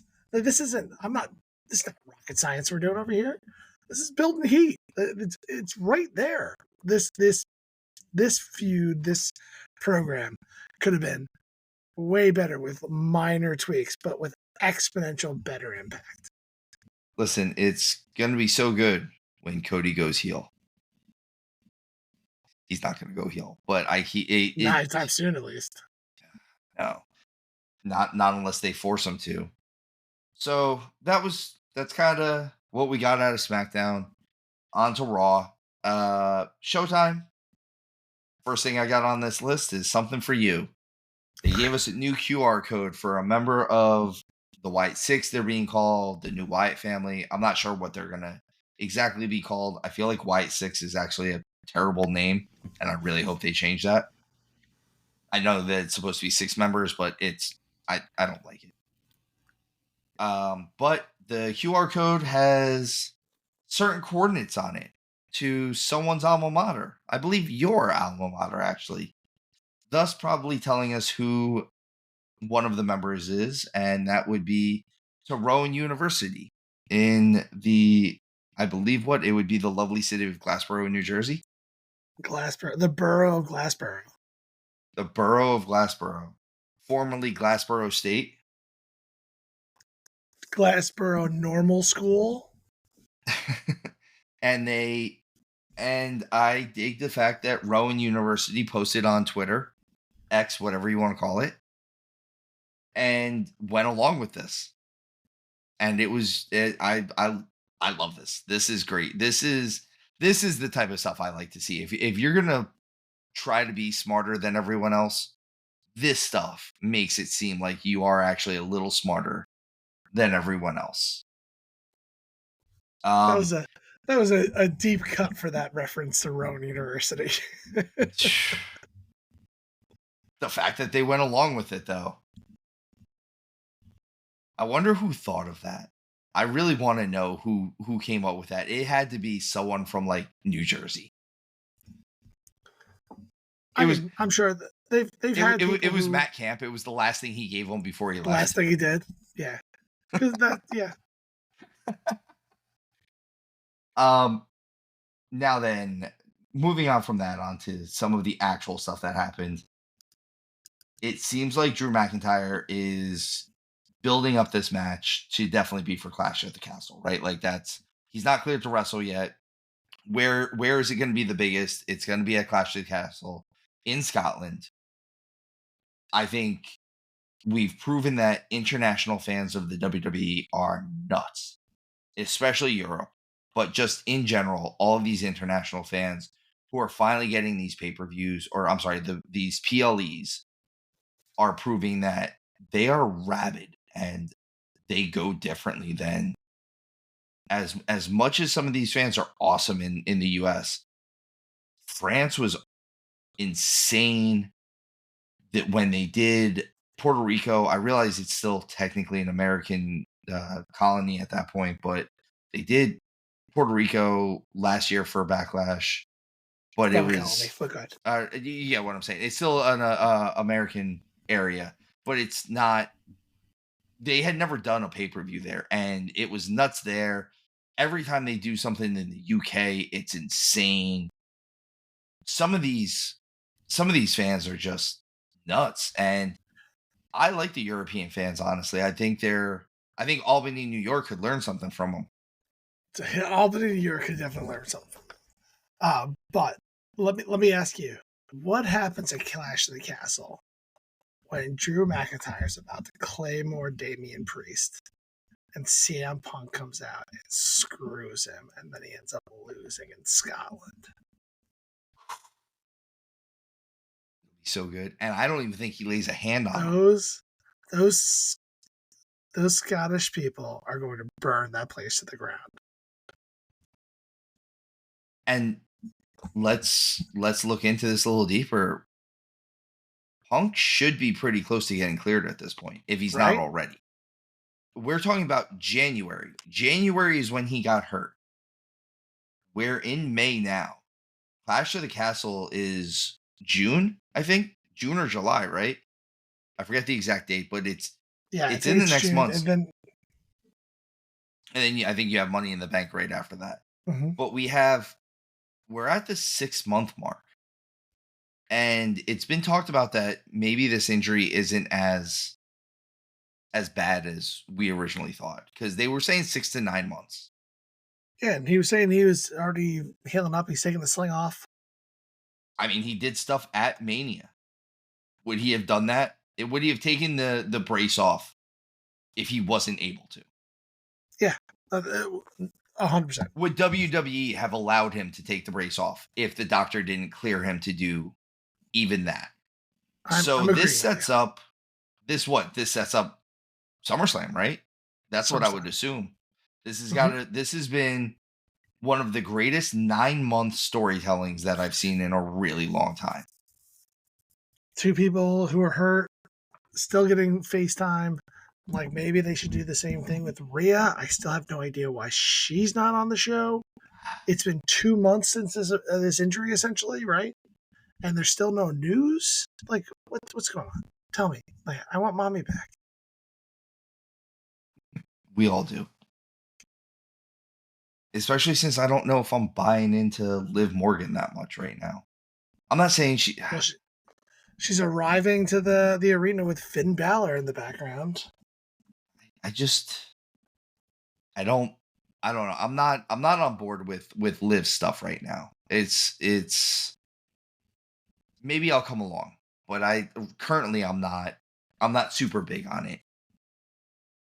She cut a pretty good promo with Becky in the show. It wasn't the best promo in the world, but it was pretty solid building up to their I think that's what it is. This Raw did really good. I think that's what it is I'm not downplaying her so much where, like, it's like, well, she's doing everything terrible. It's just I'm not fully on board with what they're doing with her just yet. And again, it might just be that I'm having Rhea withdrawal. That's really what Rhea should be here. I think that might really be what it is that Rhea Ripley should be on the show and she's not, and having withdrawals from it, because I've said it. I think Rhea Ripley might actually have been the biggest star in the WWE. I mean, you could say Roman, you could say Cody. I don't know if any of them are actually bigger than Rhea Ripley at this point, or at least bigger than what Rhea Ripley was on the verge of becoming. Yeah, I think that's 100% true. I'm huge. I'm hugely over with Rhea. Like, that's no lie here. We've talked about it before. I think she had the best match of Mania with Becky, and there is a gaping hole in Raw without her, and that I think needs to be filled. I feel like even Becky kind of, like, her status fell because Rhea's not there anymore. I feel like her stuff is getting, I don't want to say stale. Stale is a harsh way to say it, but her being the man again, I think is almost. I think it'd almost be better if she went to being the heel and being big time Bex again, or something different. I think we But need something she different can't. out of her. And I think she was. I think it would have been better for Becky if Rhea didn't get hurt or didn't leave, because she would have gotten that time away that she was supposed to get. How can we miss you if you're not gone? I can't miss you right now, Becky. And I wanted to miss you. I didn't want you gone for too long, but I wanted you gone long enough where I forgot that you kept telling me that she had 104-degree fever during WrestleMania or whatever it was. I just need a So little many of bit. those times. I'm going to bring up this just because I have been saying this for years, and it seems like Ricochet is turning heel. I fully believe that Ricochet should have turned heel a long time ago. I think his promo style and how he talks naturally is heelish. It makes you want to punch him in the face. And I think just the fact that he's a little smaller, he's super athletic, the stuff he does is insanely cool, that it was hard for them to make him a heel. But if you ever listen to some of his old, even NXT promos, he's a heel. He wants to be The Rock, basically. He talks in that demeanor, which, whether you liked The Rock or you hated The Rock, no matter what, the fact of the matter is, babyface Rock was over because he had earned it at this point. There was no way he was ever going to come in. But his promos are still heel promos. Let's face it, that's what they were. It's just they'd been over for 20 years, so you can't make people boo you if you're doing the same promos. That's why he changed everything up. But Ricochet's stuff is very much the difference between you and me is I make this look good. Okay, well, that's a jerk thing to say to somebody. Telling Dragunov even during this promo or during this segment, that they weren't done, and that they were the ones that raised the bar, and that it's probably because of him. And that's a jerk thing to say. These are all heel comments. Now, then, to go along with that, Braun Breaker then speared him in half, and I was pretty happy about that because I like the Braun Breaker Warpath temper tantrum. I think this is a great way to build him as even more of a monster, to be this unstoppable force, like to get him to a point where he is going to have to face someone eventually that is bigger and stronger than him. But Well, this everyone sets up else a is. match with Ricochet now. I think this sets up a match. No, because I mean, yes, no. I think what he's actually doing is he's tearing through the people that were in the King of the Ring, and he wasn't.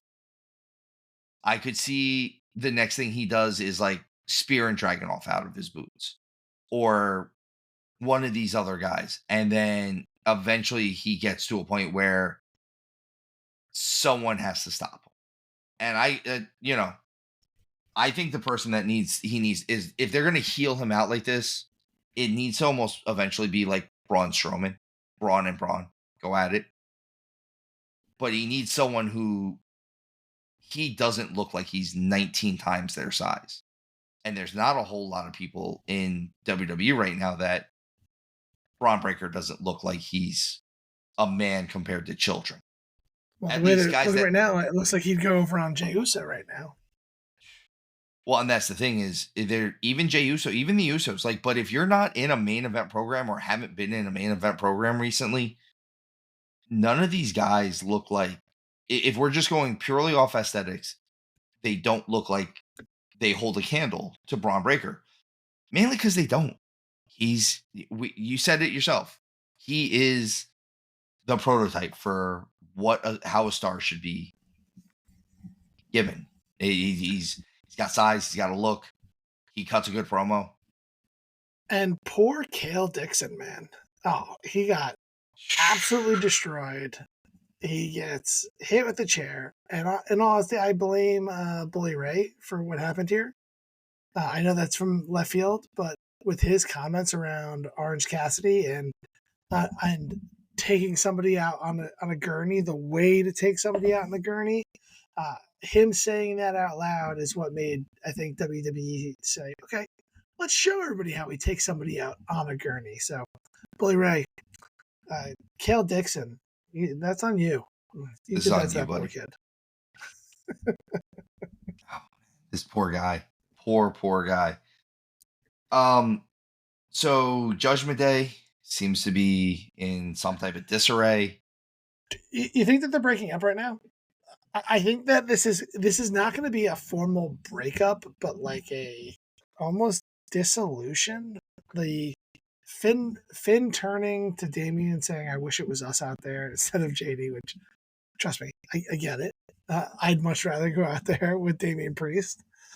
But I thought that was interesting. I could see Finn kind of just being disenchanted with the group, right? And then kind of fading off with Carlito there for whatever reason. I could actually see him and Dominic kind of fading out of the group, where like I could see JD McDonough just being the only one in the Judgment Day's locker room when Rhea returns. She'd be like, "What happened?" It's like, I don't know. No one came back. Yeah, like There was a they went out for sandwiches, and and, I'm still waiting for my Italian. Jesus. like, what's going on, mommy? But did you notice that they had the demon thing in the background of that segment? I did not realize that. So there's a little like kind of a poster or briefcase looking thing up in the top. I don't know exactly what it was, but it had the demon kind of look to it. So I think they're kind of teasing that you might see Finn Balor maybe stay, maybe leave, and return to his more savage form. Which would be cool. I think they're slowly getting to the point of uh disassembling the Judgment Day, though. I feel like I either want without them to turn it back up or get rid of it. Like this meandering middle doesn't work for me. yeah, like they're just kind of muddling around, right? Like they're just Uh-huh. we'll figure it out soon. And I think part of Keep it might sending end up JD out there being to lose. that's the thing is I think part of it's going to end up being whether or not they pull the trigger on if and when Priest loses the title. I think that could have a big thing. Whether or not they're going to pull the trigger on it, whether or not they're gonna keep having them be kind of honorable, or if they're gonna, like you said, they either need to turn up the volume or just give it up. I could really see them doing a where Priest fights McIntyre at Clash at the Castle. Drew gets screwed out of that title again, so then it leaves Priest open to fighting the Demon at SummerSlam in kind of a dissolving of the Judgment Day. Could be cool. It could definitely be cool. Again, I'm excited to see. I'm not excited to see them break up, but I'm excited to see how they break them up because they're obviously going to Mhm. do it in a way where if we have to, we can always pivot and put the Judgment Day back together. Kind of, hey, we don't need you until we need you Yeah, situation. You know, the DXs, the Four Horsemen's, the group, the Shields, the groups like that. Like, okay, well, hey, we don't have much else going on, so we're gonna have you guys get back together and beat up those guys because everyone will pop big for it for at least that night. yeah. Well, we didn't break up. We just stopped hanging out. Yeah, but Priest got booked somewhere else one day, and we just, they tore apart our locker room for some reason. Um, let's see, Chad Gable.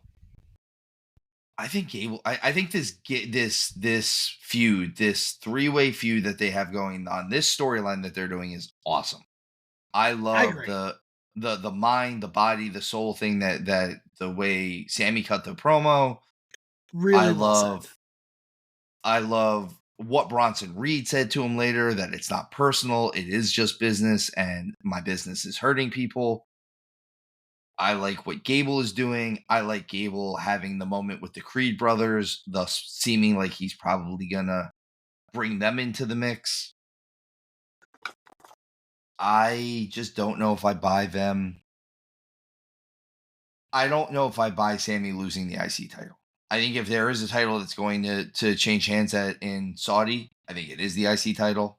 But that's just where we're at in the world. The you know, I have my picks. I could see Gable winning this title here, and I could see it because the Creed brothers come in and help him win it when Otis won't, See, because he won't this time. I could almost see it being that on the other end of it, Bronson winning it because Otis won't help him. He's expecting Otis to hold down Sammy or something like that, and Sammy's kind of out of it, and then Otis won't do it. Bronson comes over and takes out Chad and wins. Doesn't actually beat Sammy, so Sammy stays strong, but beats. And again, I don't know if that's what's gonna happen. I don't even know if that's an option, but I kind of we'll see. forgot that Bronson Reed was even in this match, because I don't know why he is. But the stuff with the Alpha Academy I think is fantastic. I think Gable is getting really over. I love the "you suck" chants.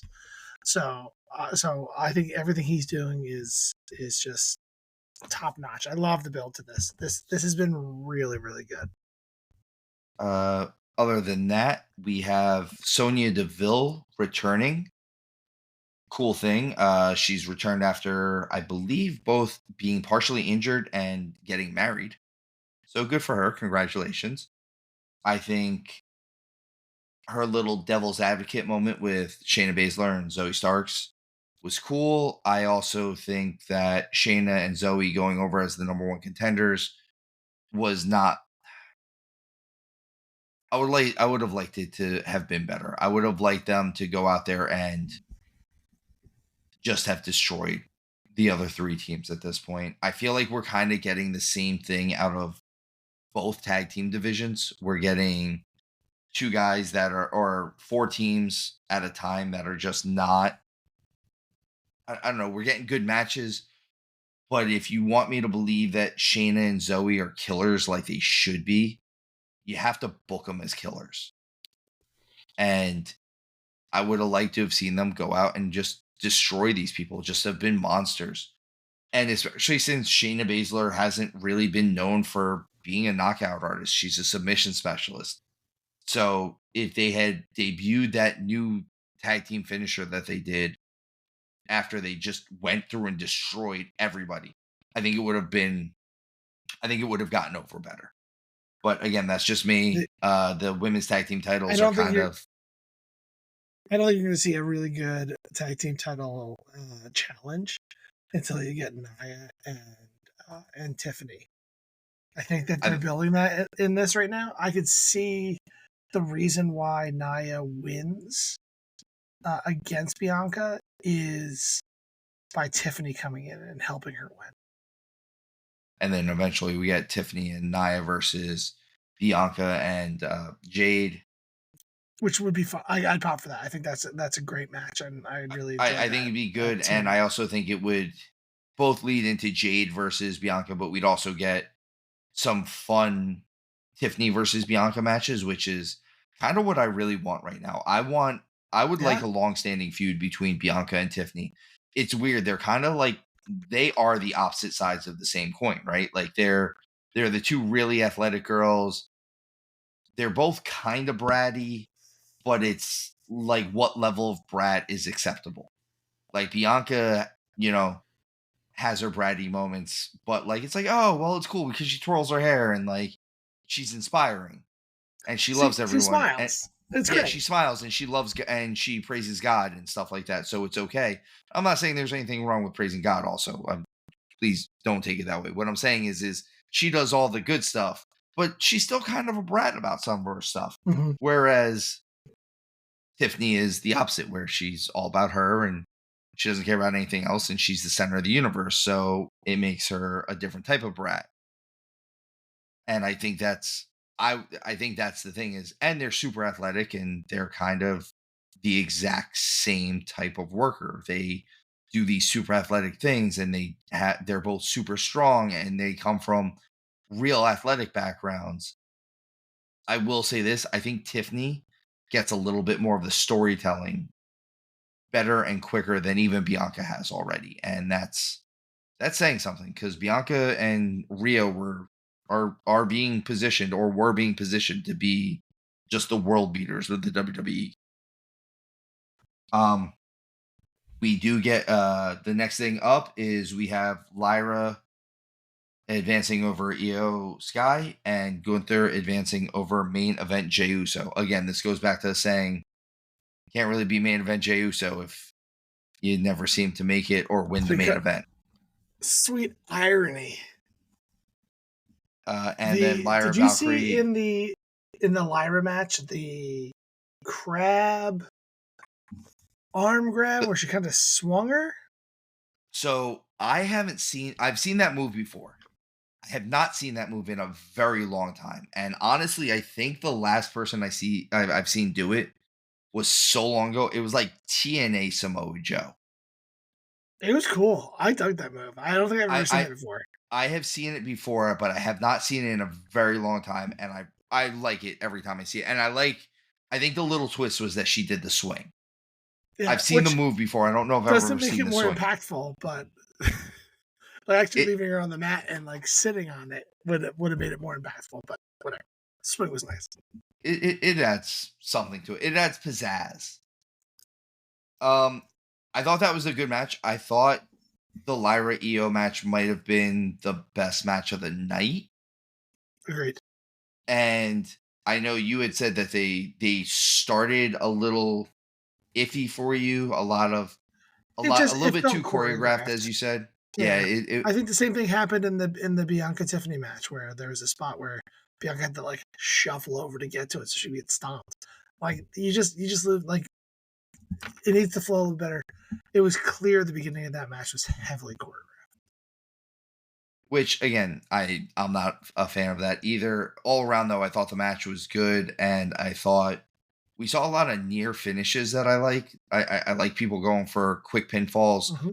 I like that the match was finished not with a finisher. It was just a pin, a roll up, and I'm always a fan of that. Or the reverse roll up, or the reversal of Exactly, the roll up. exactly. It was like a reverse of reverse. It was a fake to fake. Mm-hmm. Fake to fake works every time. So that's pretty much everything for WWE. I guess that leads us to predictions for I King and guess Queen of so. the Ring. So, first match we have on this listing is the three-way intercontinental title match. I don't see any world where this doesn't open the show. Sami Zayn versus Chad Gable versus Bronson Reed. Truthfully, I think this is a Sami night. I agree with you. I think it will ultimately be a Sammy night, but I really could see Chad winning this. I think it's Sami. I think Chad does not win this, and that's what completely takes apart the Alpha Academy. If And you then he want to goes and gets the Creed do, brothers. if you want to do a tiebreaker for this one, because something tells me we might be pretty close to each other's picks. I'll take Chad, and you take Bronson. Okay. We both think that Sammy's going to win. If he wins, it's a push. But you get Bronson, I'll take Chad, and that'll be a nice little tiebreaker later on. Perfect. I like that. All right. So next up, I have on here the Raw winner, who's Gunther versus whoever's going to win on SmackDown for the King of the Ring. Right now, the SmackDown contestants are Tama Tonga and Randy Orton. Pretty sure it's kind of got to be Randy Orton at this point. I think the winner of the tournament is going to be Gunther. I don't. I'm with He's you a, now.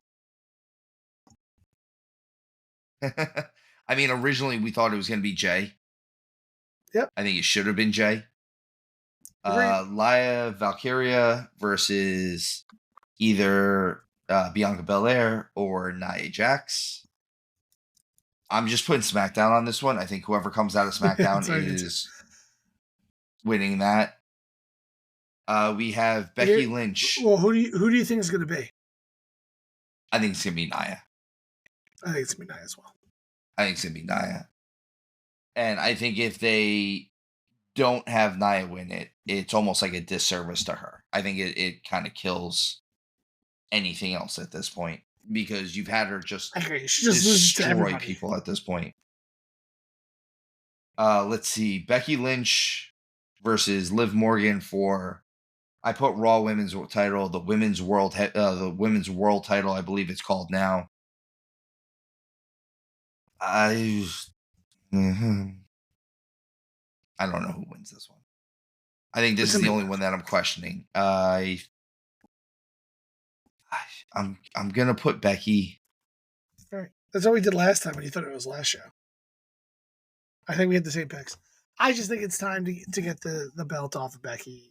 She was just doing this for the meantime. I think she was doing this to build up Liv as a real champion. Like when she actually loses to her here, even if Liv won the Royal Rumble, I think it still would have been like wishy washy.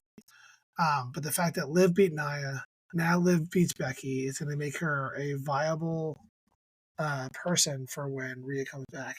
And with all the silence around Rhea, I could see Rhea showing up at the show after Liv wins it to be like, "That's my belt." I was just gonna say I could see Rhea coming back relatively quickly for this. If not here, maybe at like Clash at the Castle or something to that effect. We originally she might not be cleared, but like actually comes out. They said originally it was 3 months, and I think we're like 2 months in. Well, Mania was the beginning of April. We're at the end of May. So yeah, we're a good 6 weeks to 8 weeks in. Yeah. All right. And the match that I feel like there's no way that we don't pick this one right. And obviously Logan Paul's winning the world title, right? Logan Paul wins. It's perfect. The New Logan Jersey Paul professional wins. wrestler does it. Dual champion. That's what we all want, right? Champ. Champ. Logan 2 belts. Right. So Cody's winning. Cody's this, gonna right? win this. Yeah. Congratulations, Logan Paul. You're the new tomato can that he's beating up on right now. That comment from Bully Ray, not to call him out again, really has been sticking in my craw recently. And I know he talked about it last week. But we had spent, WWE spent years and years setting up Roman as this unstoppable force. And then it took 2 years to build up Cody to be big enough to topple him. And then all of a sudden, we're surprised that we don't have anyone to take down Cody on the second PLE from Mania. Like, is that really? Are we really that surprised? I will say this. On one end, they did a great job building Roman and Cody for this story. Uh-huh. On the other end, they didn't build anyone else on the other side, so no one seems like they're really believable contenders or has enough background with Cody Rhodes to do anything. And it also goes along with the idea of what I was kind of saying going into Mania, where they needed to pull the trigger on Cody now, because if they didn't pull the trigger on Cody at this year's Mania, I don't think he was ever gonna. I think the fans were gonna almost turn on him. Maybe not boo him, but like, hey, okay, we get it. You're not really a main event guy. The perfect opponent for Cody is going to be Gunther. It's going to be Gunther. There's only 2 guys. It's Gunther and it's Randy Orton. That's it. Great. There's no one else left. I think him and Gunther put on a banger. And I don't totally see Gunther not winning that. Like, and again, I want to believe that that's what could happen, is that Cody could win, or Cody could lose, rather. I want to believe that Cody could lose. I think this would have to be a setup of kind of how you said, Gunther gets a spot in the Money in the Bank just because he wins the King of the Ring. I think that would be really cool. I think in order to set it up the right way, especially with how they do stuff with Gunther, is that he doesn't just go cash in. I think he calls his shot, but he's kind of the guy right now, right? That's I would love to see Gunther win King of the Ring. Win Money in the Bank and then cash it in that night. Like, what's the point of winning? I'm already world championship material. I would love to see it too if it's a situation where I want to see Gunther win it clean and there's no question about it because of who he is, because who they've built him up to be. I mean, So I think there might have been question around it for Damian Priest because they didn't do the best job building him up or waited too long. But I don't think anyone has any misconceptions around how good Gunther is. I don't think that's where it's at either. But even you can't have Gunther do something he wouldn't normally do. So attacking somebody going into the match, that's not what I'm saying is something that he would do. What I'm saying is Gunther, for all of his heelish demeanor, has never taken like a full on dishonorable win. Think about what happened when he started doing things without honor. He lost at WrestleMania. When he took his eye off the prize and he started doing things differently than how he would normally do it. So you have to still keep him in that realm of he's going to do it this way because this is the way he would do it. He doesn't go out there and do things that are silly or stupid because he doesn't do things that are silly or stupid. So he does. So when you have something where he loses sight of what he's focused on, that's when Sammy beats him. Well, now he's learned his lesson. He's not going to lose sight of that. But I wouldn't be surprised if he cashes in. Even if they do, I could see him doing something where he wins the Money in the Bank relatively quickly. Like the match isn't that long. And then he goes out later and interjects himself. Hey, you had a world title match. Or even that's the situation. I could see him injuring whoever's supposed to be going against Cody that night. And then saying, I want the match. I'm cashing in now. We're going to have this match. I went an hour into the Royal Rumble the year that you came in at number 30 and won, and you still barely beat me. What are you going to do now that I've had 2 hours of rest? Mhm. I think that works better. I don't know. We'll see though. He's gotta actually have to do this See first. how it works out. I will say now, But, looking at our picks, the only thing we did differently here is Liv versus Becky. And so that means after these two pay-per-views this weekend, we have one of us has a chance to either go up 3 picks, but someone's going to go up at least 1 pick. And you definitely need it more than I do. I need this. I just want to know who. You won't be able to catch me though, because I still got 4 picks on you. I need this. Need this big. But that's our predictions, and that's pretty much our show for this week.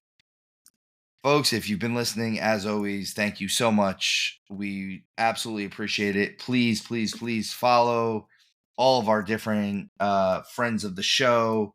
80s Mania Wrestling returns. Obviously, all of the links will be in our description. All of our links for our social medias, for our emails. And as always, please, if you are enjoying the content that we're putting out, please hit a follow, hit a subscribe. It is absolutely free of charge for you to do that on whatever platform that you're listening to. And it helps the show out in ways that you could never, ever imagine. With that said, guys, we actually don't have any questions or any mailbag information. So I think it's time that we just go home and call it an evening. Showtime, as always, a pleasure. Other than that, folks at home, have a good night. Always a pleasure. Thanks all. We appreciate you.